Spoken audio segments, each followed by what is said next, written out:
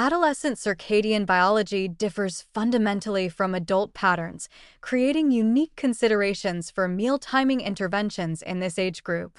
During puberty and continuing through late adolescence, the endogenous circadian system undergoes developmental changes that shift preferred sleep-wake timing substantially later.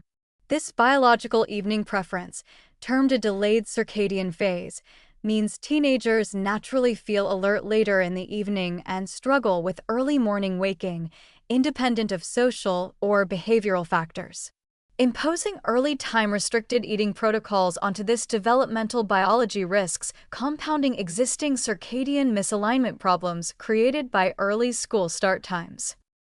Observational school-based research examining meal timing patterns, sleep duration, academic performance, and mental health in adolescents reveals concerning associations.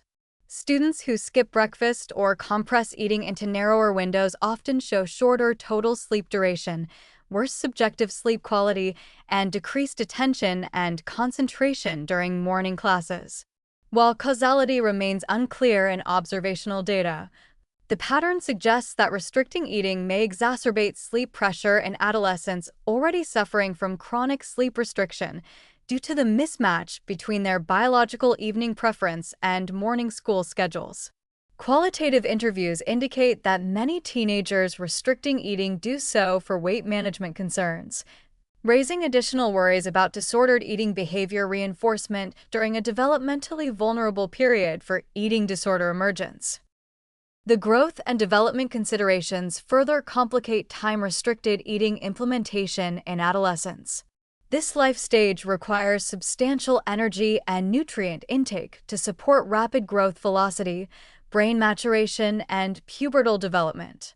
Interventions that risk compromising total energy or nutrient adequacy through restrictive eating patterns may interfere with healthy development, particularly in individuals already at lower percentiles for weight or height. The limited research specifically examining metabolic effects of time-restricted eating in adolescents provides insufficient safety data to recommend broad implementation, especially given that metabolic disease risk remains relatively low in this age group compared to adults where most research concentrates. Clinical recommendations for adolescents should prioritize circadian alignment through later school start times, consistent sleep schedules, and flexible meal timing that accommodates their biological evening preference rather than fighting against it. For teenagers concerned about weight management, emphasis should remain on overall dietary quality, physical activity, and appropriate portion sizes rather than restrictive eating schedules that may interfere with sleep, development, or psychological well-being.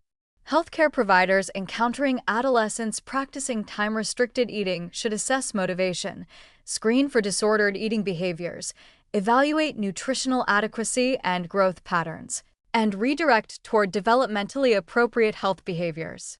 The meal timing research conducted primarily in adults cannot be extrapolated safely to adolescents without considering fundamental biological differences. Future research specifically targeting this population with appropriate developmental considerations and long-term safety monitoring will be essential before any recommendations for time-restricted eating in adolescents can be justified.